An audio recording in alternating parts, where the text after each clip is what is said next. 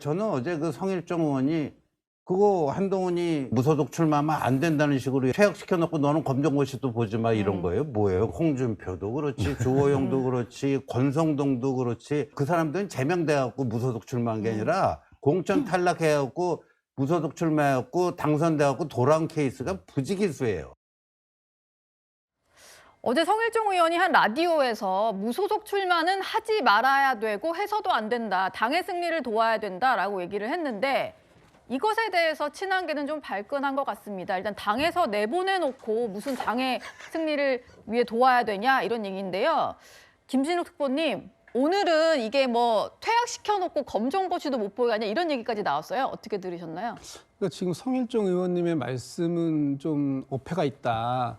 좀 국민의힘의 희망사항인지는 모르겠지만 예. 염치 없는 희망사항이 아닐까라고 봅니다. 염치가 없습니까? 예, 그렇습니다. 아니 국민의힘에서 한동훈 전 대표를 제명이라는 조치로 당에서 쫓아냈지 않습니까? 그런데 밖에 나가서 무엇을 하든 그건 본인의 자유지. 그걸 여기에서 당신 출마하지 마라고 얘기할 자격이 있을까요? 어떤 자격으로 그런 얘기를 할 수 있죠? 당원이라면 얼마든지 이번 공천에서는 이번 지방선거나 재보궐에서는 당신이 당을 위해서 다른 역할을 해달라고 부탁할 수 있어요. 네. 당원이라면. 예. 그런데 지금 당 밖에까지 쫓아낸 사람에게 당신은 이번에 아무것도 하지 마라고 요구하는 것, 이것을 과연 어떻게 받아들일 것인가 라는 쪽으로 좀 이해가 안 간다라는 생각이 들고요. 예. 지금 그러니까 신지호 의원이 아니 퇴학시켜놓고 검정고시도 보지 말라. 그러면 아무것도 하지 말고 집에만 가만히 있으라는 얘기냐. 이런 식으로 받아칠 수밖에 없잖아요. 그리고 지금 이 얘기를 하던데 홍준표, 주호영, 권성동 의원 같은 경우는 백의종군한 게 뭐 공천을 탈락해가지고 뭐 그랬던 케이스라서 제명과는 전혀 다르다 이런 얘기를 하더라고요. 아니 뭐 그러니까 제명이 됐든 또는 아니면 아니 지금 그 제명되신 분이든 아니면 자진 탈당이시든 아니면 공천을 배제당했든 어떠한 경우라도 당을 이탈한 경우는 같은 거죠. 예. 그런 경우에 나와가지고 여러 가지 정치적인 다른 선택들을 할 수 있는데 그런 정치인에게 정치적인 선택을 하지 말고 그리고 또 지금 더한 걸 요구하셨지 않습니까? 네. 백의종군에서 국민의힘의 후보들을 도와라. 그렇다면 혹시 우리가 당신을 다르게 생각할 여지를 보일지도 모르지 않느냐 이런 취지의 말씀이신데 과연 그것을 이렇게 쫓아낸 지 불과 며칠 만에 그런 말씀을 하실 수 있을까? 이거는 정치 도의에도 어긋나고 염치가 너무 없는 거 아닌가? 저 개인적으로는 그런 생각이 듭니다. 예. 뭐 여러 가지 말들이 나오는 상황인데요. 성일종 의원이 한동훈 전 대표에게 백의종군을 요청한 건 아무래도 지방선거에 끼칠 영향, 염려 때문일 겁니다. 지방선거에 대한 불안감은 국민의힘 곳곳에서 계속 터져 나오고 있습니다. 또 다른 중진 의원의 목소리도 들어보시죠. 사실은 정권을 빼앗겼으면은 우리 당이 그 제대로 된 혁신을 해야 되는데 많은 국민들은 우리 당을 지금 좀비 정당으로 이렇게 생각을 하고 좀비 정당으로까지요? 결국은 이대로 가면은 우리 당은 폭망하는 분위기로 갈 수밖에 없다. 아마도 2018년도보다도 훨씬 더 열악한 분위기로 갈 가능성이 매우 높다. 좀비 정당으로 생각을 하고 있다 이런 얘기도 하고요. 2018년 지방선거가 국민의 입장에서는 완패를 한 선거인데 그거보다 심각할 수 있다 이런 얘기를 했습니다. 최수영 평론가님. 이런 지적에는 좀 동의를 하시나요? 그러니까 일부 그런 저는 우려가 있다고 생각이 들어요. 왜냐하면 당시 정치 환경이 너무 비슷하잖아요. 탄핵으로 인해서 정권을 뺏긴 상태에서의 지방선거 2018년.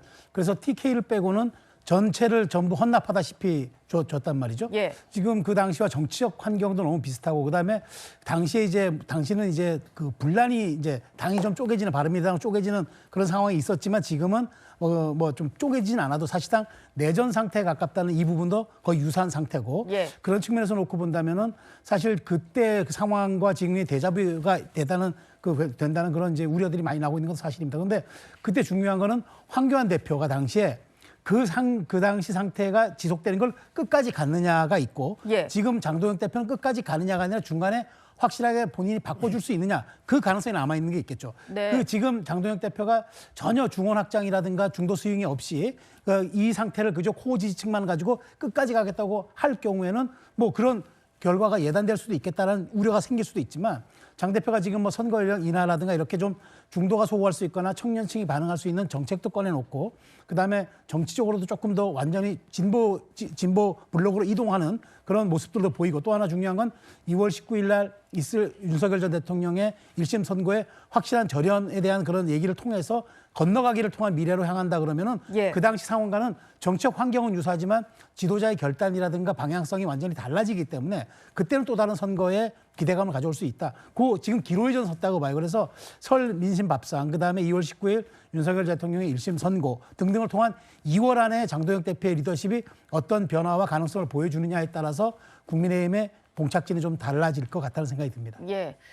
조경태 의원이 지금 당내 다선 중진 의원인데요. 이런 상황이라면 아마 지방선거 출마 후보자들이 장도영 대표의 지원 유세를 요청하지 않을 수도 있다 이런 얘기도 했습니다. 그리고 또 한 사람 오세훈 서울시장 같은 경우는 장도영 대표가 계속해서 각을 세우는 모습인데요. 일단 뭐 계엄에 대한 사과를 요구하기도 했었고 그리고 이제 한동훈 전 대표에 대한 제명 결정 이후에는 당을 자멸로 몰아넣고 있다. 그리고 장동혁 디스카운트의 지방선거가 염려된다. 이런 얘기를 또 하기도 했습니다. 일각에서는 오세훈 시장이 아예 독자적으로 선거를 혼자 치르는 방식도 고민할 수 있다. 이런 얘기가 나오던데 조홍천 의원님, 그 얘기는 좀 가능성이 있는 얘기일까요? 글쎄요. 아마 오세훈 시장쯤 되면은 저희들이 듣지 못하는 그런 내밀한 얘기들도 아마 많이 듣고 있을 겁니다. 예. 그렇기 때문에 평소에 하시지 않는 그런 아주 강경한 어조, 또 평소에 사용하지 않는 단어를 그렇게 쓰시면서 장동혁 디스카운트까지 말씀을 하시는 거 아니겠습니까? 독자적으로 선거를 치른다는 건 공천이 안 될 때를 대비해서 예. 뭐 탈당을 해서 무소속으로 나가지고 뭐 하겠다. 뭐 이런 말씀이라면은 그거는 좀 현실성이 없지 않은가. 지금 어찌됐든 간에 제1야당의 후보로서 예. 당의 지원을 받고 정말 전력을 다해도 될똥말똥한 상황에서 예. 다른 사람이 국민의힘 서울시장 후보로 나가고 자기는 자력으로 하겠다. 그거는 힘든 얘기고요. 그게 아니고 당 내에서 한다면은 아마 장동혁 후보 대표는 지원 오지 마라. 당 지도부 지원 오지 마라. 그냥 내가 내 스타일대로 선거를 치르겠다. 예. 그게 더 현실적이지 않을까 싶습니다. 근데 지금 오세훈 시장의 걱정은 설령 후보가 되더라도 과연 본선에서 승리를 장담할 수 있겠느냐. 그 걱정까지 지금 하시는 것 같아요. 예. 그리고 사실 정치권에서 어떤 장면이 포착이 되면 여러 해석을 낳기 마련인데요. 며칠 전에 오세훈 서울시장이 국회를 찾았었습니다. 국민의힘과 함께 부동산 정책 간담회를 했는데 한 10m 정도 떨어진 거리에 장동혁 대표가 지나갔는데 두 사람이 따로 뭐 인사를 하지 않는 모습이 포착이 되면서 저것에 좀 의미를 부여하기도 하더라고요. 사실 10m면 제가 지금 우리 패널분들과 서 있는 요 정도 거리인데요. 최수영 평론가님. 의미 부여를 할 만한 영상입니까? 어떻게 보세요? 저는 이제 아니 언론사가 뭐 그렇게 프레임을 만들어서 이렇게 구도를 설정하면은 그게 기사가 되는 거죠. 근데 정말로 반가우면 사실 가서 네. 인사하잖아요. 근데 그런 것도 반영이 된 걸로 봐요. 왜냐하면 정치인들이 속성들이 일단 카메라에 좀 잘 잡힐 수 있는 것들을 연출하는데 지금 분위기가 좋았다 그러면 두 분이 악수하는 것만으로도 굉장히 좋은 연출이 되고 또 국힘 그러니까 보수 정당 입장에서는 그림이 되는 이른바 상황이지만 예. 지금 지금 상태는 그게 아닌 것 같이 분명해 보이고요.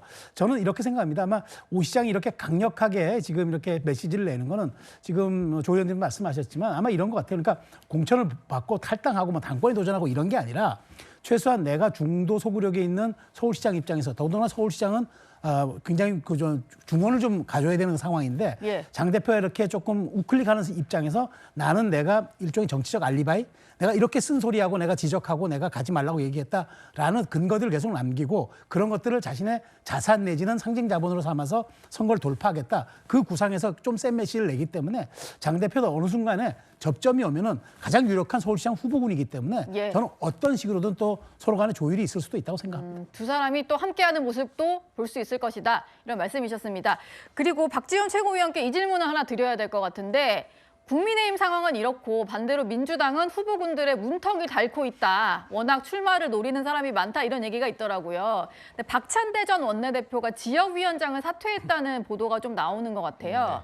출마를 준비하는 거 아니냐는 관측인데 혹시 어느 지역으로 나올지 좀 들으신 게 있을까요? 뭐 아시다시피 인천을 많이 염두에 두고 계신 것 같고 박찬대 전 원내대표뿐만 아니고 사실 오늘 아침에 최고위원 회의 때 이제 지역위원장 사퇴하신 분들 리스트를 쭉 받아서 보고를 받았거든요. 예. 근데 말씀하신 대로 이제 광역단체장뿐만 아니고 기초단체장에 출마하기 위해서 지역위원장을 사퇴하신 분들이 수십 명에 달합니다. 그래서 상당히 많은 숫자가 도전을 하고 계시고 아시다시피 2022년 지방선거에서 민주당이 워낙 참패를 했었기 때문에 네. 광역이나 기초 가릴 것 없이 최대한 지방정부의 권한을 탈환해와야 이재명 대통령의 국정 운영을 지방정부 단위에서 뒷받침할 수 있다. 이런 생각들을 가지고 많은 후보군께서 도전하고 계시고 그중에 이제 박찬대 의원님도 포함되어 있으신 거죠. 알겠습니다. 민주당과 국민의힘 상황은 꽤 다른 것 같습니다. 오늘의 5위였고요.